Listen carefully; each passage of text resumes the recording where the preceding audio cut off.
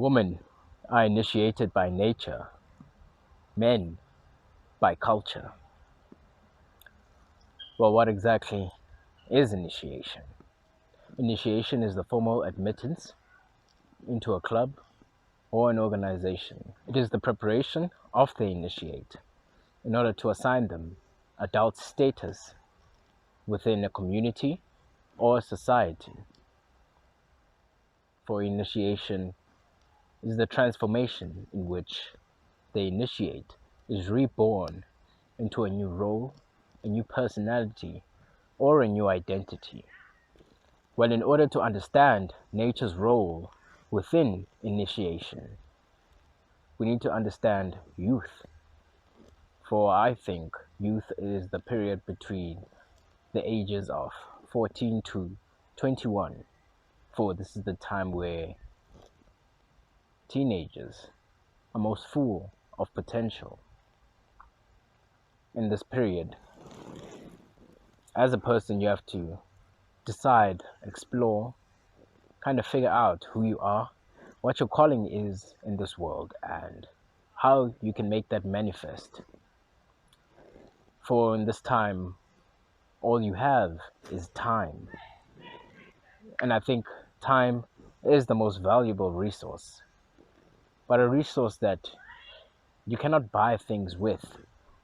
For time can only be invested, and you need to make good investments in order to yield a good harvest. Investments are calculated risks, they are gambles, for we need to take a leap of faith and have courage when we choose what to invest in. For we need hope, because deep down we know that it is a gamble, it is a matter of chance. In order to further explore how nature initiates woman, we need to understand another valuable resource that comes with youth, especially in women, and that is virginity. For virginity is prized within women, and in our culture, despised within men. Virginity is a symbol of innocence and purity. For this is not only in sexual aspects, but in experiences as well. For we should never confuse intelligence with education and experience. For one can be intelligent without any education and with little experience. In some way, not being educated is a form of virginity. And for some men, they find this very valuable. At the end of this 7-year period of youth, women are suddenly driven by nature and by biology to have a baby. For this drive is a very strong drive, and one that can change the priorities and actions of the woman in which they arise in. This drive can cause an obsession with babies, with wanting to have a baby, to the point where they may try to have one by any means necessary. In internet slang, this is called baby rabies. In our current culture, in this period in which youth ends and this drive to have a baby arises, a young woman may find herself within college or at the end of college, and she may have secured a suitable partner for herself. But when these urges arise, when this need, this biological drive makes itself manifest, she may ask herself if she's too young, if she cannot postpone this until a later stage, for she does not have, or she may think she does not have, the resources, the means, and the time to provide to this child, to provide to caring for a child at this time in her life. She may think she's too young to have a baby, for this is prime baby making age, and she has never been in a better position to have a child. After all of these rationalizations, where she might make it a habit to open her banking app on her smartphone and look at all the money she thinks she doesn't have to raise a child. She may make a list of all the negatives that come with having a baby, with caring, raising, and nurturing a child, especially at that young age. Once all of these rationalizations are memorized and internalized, the drive does not go away, and she may find herself buying a puppy, buying two puppies. In some instances, she may buy a cat, for, in a weird way, this is a substitute, kind of like a placeholder. It's kind of like sate, this urge to sate this drive to have a child. But in a real sense, she knows that this is a lie. For in our culture, women are encouraged to postpone having a baby and to focus on their careers. And this creates very interesting dynamics within the social sphere because, well, there are other women that do not think like this, that do not want to postpone having a child in order to focus on their careers. And in some real sense, they actively study and prepare themselves in order to be attractive to a suitable husband, to a suitable father. And they put themselves out there. And these women are usually called pygmies by the other woman, the woman that chose to focus on their careers. They look down on these women that chose otherwise, that chose to focus on building a family, on having a baby. They look at them with disdain and they see weakness within them, within their decision, within their pride, in their dependence on whoever the husband or the father of their children will or may be. If you happen to defeat the baby rabies that you may get at this age, the nature will continue to initiate you because from the age of 21 going forward, the fertility of a woman decreases. For there is a reason why women exclaim that they want to be forever 21. And there have been many shops, many shows, and even movies kind of like exploring this topic of forever 21. For it is an archetypal phrase, one that is true among all women, one that can't be evaded. It is inevitable. From this age of 21, you will notice that you are changing and are slowly becoming infertile. This is another form of nature initiating you. For the men around you will start treating you different. For now, your agency is decreasing. What they find valuable, what they prized within a woman, is slowly deteriorating and fading. Your elders may start panicking and go to drastic measures to try and figure out why you're not married yet and why you haven't had any children, especially as the years go by. They may want to know if you are spiritually aligned, if you need social coaching, or maybe your social skills may be lacking. They may try to figure out if you are a wife, for they want to know why there aren't any potential suitors willing to marry you. We can go through the steps of nature initiating women one by one, for this starts in the period of youth with puberty. For when puberty strikes, the girl will develop the body of a woman and she may start her period, for this is a signifier that she is fertile and is ready to have children. She is forever changed into a woman. The second phase of initiation is in the first sexual encounter, which is the loss of virginity.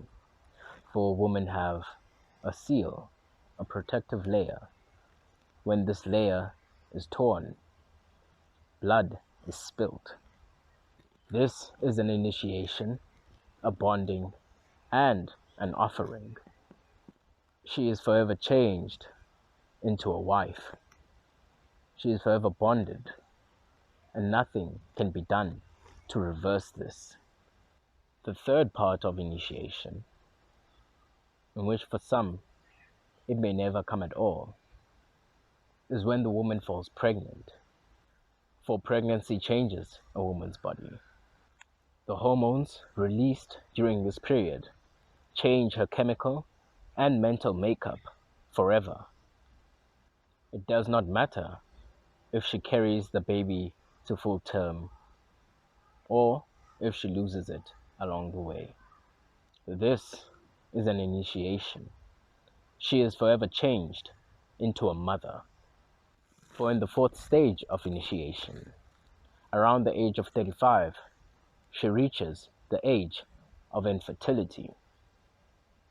For in this time, she is changed into a student of religion, culture, tradition, and wisdom.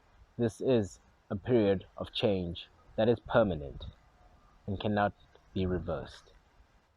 At the final stage of initiation, around the age of 50, nature takes her through another change where she reaches menopause. And in this change, she becomes a custodian of the family.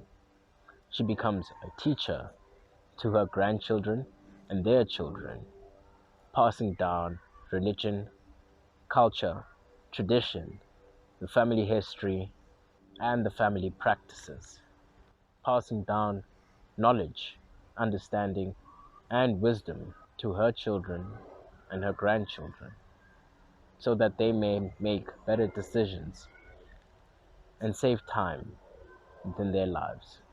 None of these changes, none of these initiations require any cultural intervention, any rituals, or any practices in the physical, for these all occur naturally. All of these initiations are done by nature. No rituals are required. Which brings us to the initiation of men. For culture is represented as a father figure. It is a transcendental entity that is always watching you at all times. It is the group that you happen to find yourself in that is always observing you, that is observing every action, every thought, every move that you take. For nothing is private or unknown. Culture is the judge, and it is always judging you on everything you do and every action that you take. Your societal culture is determined by the people around you, and most importantly, by the people that you surround yourself with. It is a collective norm that regulates your behavior. Cultural belief systems enable you to attribute belief to your actions in the present and the future, so that you may be able to present yourself within your aspired future and be able to contrast your history with your morality. With culture, you are able to regulate your actions towards your aspired goal, to offer your future imagined self and his actions as a sacrifice towards your ideal, so that you may be able to correct your present actions and even your past actions and align yourself with your goals and the goals that have been set for you by your ideal. Culture is a system that allows you to atone for sin. It allows you to repent and make corrections for missing the mark that you have aimed for. It's not that it protects you from the fear of death, it protects you from dying. Culture is merciful and forgiving if you pay attention to him. Culture is also a judge and a punisher. Culture can take your life for disobeying a command that he has set for you, a command that you have not atoned for and do not plan to correct. As much as culture is a social regulatory system, he also has a life, feelings, and is a personal judge. Another man's sin may not be the same as your sin, for you may have different judges. Your culture morphs based on your circumstances. What is permissible for another may be heretical for you, for culture is a very personal judge.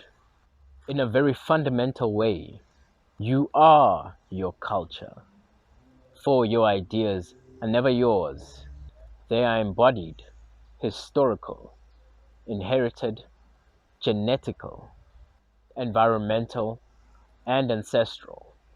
Culture's foundation is based on with whom, how, and when you have sex. Culture is sexual practice and regulation. It is the rules that apply in the way you have sex and why. For there are 5 different cultural conditions that you may be in, or that a society may be in. These are 5 different fathers, 5 different judges, and they all require very different sacrifices, very different atonements for sin from their children. The first cultural condition is the zoistic cultural condition, and the second being the monistic, and the third being the deistic, the fourth being the Abrahamic or theistic, and the last being the rationalistic. There are many practices within these different cultures, from magic, transference or exorcisms, priests, animal offerings, prayer as a form of offering, shrines, altars, temples, angels, spirits, demons, gods, or a singular god, ancestors, sharing of wives, prenuptial chastity, access to a wife's sisters, polygyny, and sexual rules for widows. Whomever your cultural being is will shape the cultural practices that you are required to participate in. The father will demand that you follow particular rules that align with him. He is your culture. Culture initiates men by taking them through coming of age ceremonies or rituals to signify their growth and initiate them into manhood. In almost all cultures, manhood means marriage. These coming of age rituals are marriage rituals and will more often than not determine the success of the marriage of the boy being initiated. A marriage can fail for no other reason than because the man did not follow the cultural practices and rituals assigned to him by the father. In some cases, the father may even take the man's life in his anger for the man's disobedience. Initiation is about the knowledge of sex and marriage. It prepares you for both of these binding practices. They are both very spiritual and almost always involve the father. They are rituals of pain and sex for both man and woman. Blood is drawn from the initiate in a very painful way in almost all of these initiatory rituals or ceremonies. And this drawing of blood always has an underlying sexual motif. When we look at the modern male or masculinity culture, where the focus is on hard work, resilience, endurance, strength, training, gym, making as much money as possible, a sort of Navy SEAL training with rigorous exercise, and chasing as many women as you can, you can see why this is not enough. For all of these painful practices all lack an underlying sexual motif. It has no father, no culture, and no head. No one to report to, no one to oversee your actions in all places and in all times. You can never ascend with these methods. There is no warrior salvation. There is no sexual sin. And in fact, it is quite the opposite, for sexual sin is encouraged in a real fundamental way. This practice and falsification of culture is psychopathic in nature. For these rite of passage ceremonies, rituals, or traditions required from you by the Father usually hold your future prosperity in their hands. Doing them or not doing them can drastically alter your future prospects and outcomes. For some men have a hybrid of two cultures that have merged into one. All these cultures come with their own levels of civilization, prosperity, standards of living, housing structures, land, and food. It is very important to find out which culture you belong to and who your father is. Life is short and unforgiving, and only your culture can forgive you. The longer you are ignorant, the more sins you accumulate. Do not wait until it is too late.